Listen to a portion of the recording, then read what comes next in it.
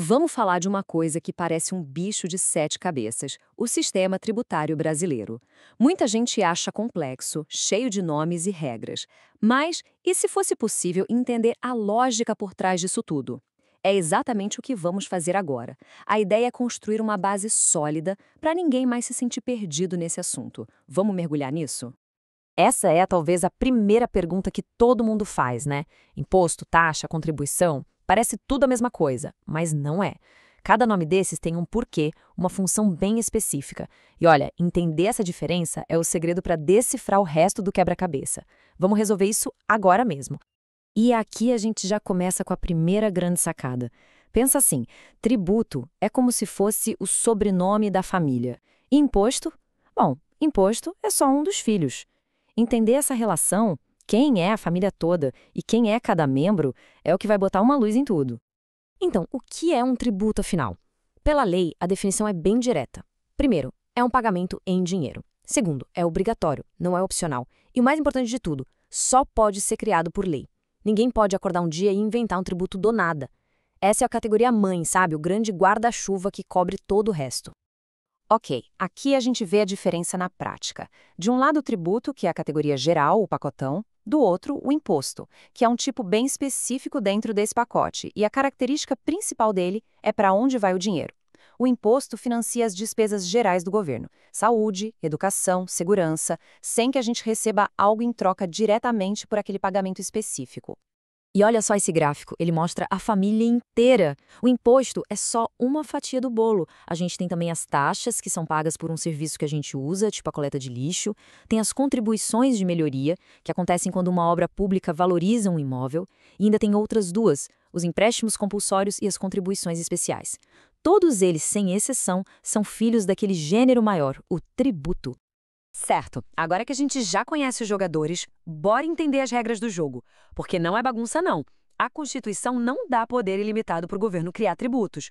Muito pelo contrário, ela cria uma série de princípios, de regras para proteger quem paga e dar segurança para todo mundo. E a regra de ouro, a base de tudo, é o princípio da legalidade. O que isso quer dizer?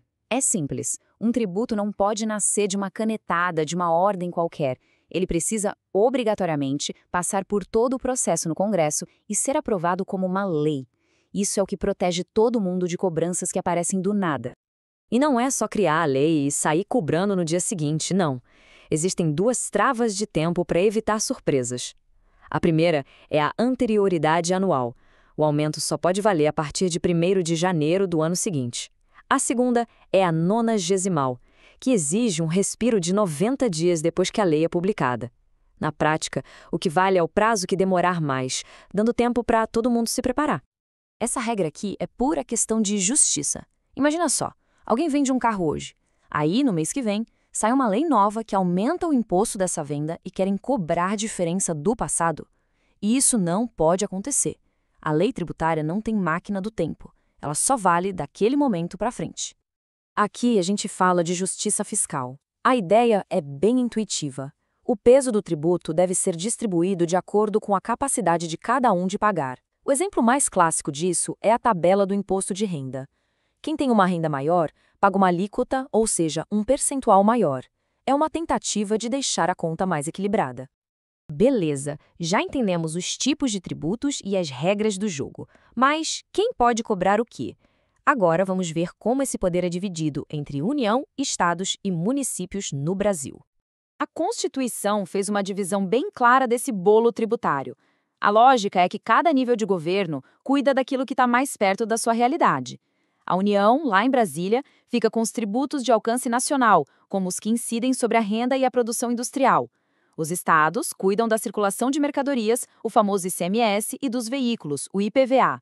E os municípios, que estão ali no dia a dia da cidade, ficam com os serviços, o ISS, e os imóveis urbanos, o IPTU. Agora, vamos para a parte mais prática. Como é que um tributo nasce de verdade? Qual é a jornada dele, desde um evento que acontece no mundo real até a hora de pagar? Vamos seguir esse passo a passo.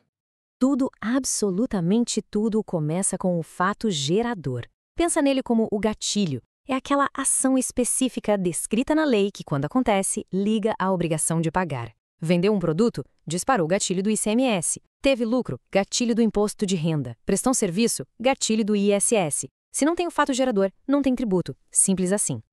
Ok, o gatilho disparou. E agora, qual é a conta? A fórmula é quase sempre essa. A gente pega a base de cálculo, que é o valor da operação, tipo o preço da venda, e multiplica pela alíquota, que é o percentual que está lá na lei. É a matemática básica que transforma o fato em um valor a pagar. Então, juntando as peças, a jornada fica assim. Primeiro, acontece o fato gerador lá no mundo real. Uma venda, por exemplo. Segundo, a gente aplica aquela fórmula de cálculo. E terceiro, como resultado disso tudo, nasce a obrigação tributária, que é o dever, por lei, de pagar aquele valor que foi apurado para o governo. E para fechar essa nossa base de conhecimento, a gente precisa entender uma última diferença, que na prática é muito importante. Existe uma diferença entre o ato de pagar e o ato de informar o governo sobre o que foi feito. São duas coisas separadas. E aqui está essa divisão. A obrigação principal é mais óbvia, é a de pagar, entregar o dinheiro, ponto. Já a obrigação acessória é o que a gente chama de burocracia. Emitir a nota fiscal, entregar as declarações, manter os livros contábeis em ordem, é o dever de prestar informações para o fisco, para o governo. E aqui vai um alerta importantíssimo. Não dá para pensar que essa parte da burocracia é menos importante. O ponto-chave é o seguinte: se uma obrigação acessória não é cumprida, por exemplo, deixar de entregar uma declaração, isso gera uma multa. E a multa é uma nova obrigação de pagar, ou seja, ela vira uma obrigação principal. Resumindo, a burocracia, quando ignorada, custa dinheiro no bolso. E pronto! Passamos pelos fundamentos, o que é tributo e o que é imposto, as regras que nos protegem, quem cobra o quê, como um tributo nasce e, por fim, a diferença entre pagar e declarar. Com essa base, aquele labirinto todo começa a fazer bem mais sentido. A questão que fica agora é, com esse conhecimento em mãos, qual pode ser o próximo passo para navegar melhor nesse universo, seja nas finanças pessoais ou na gestão de um negócio? A jornada para entender o mundo tributário está só começando.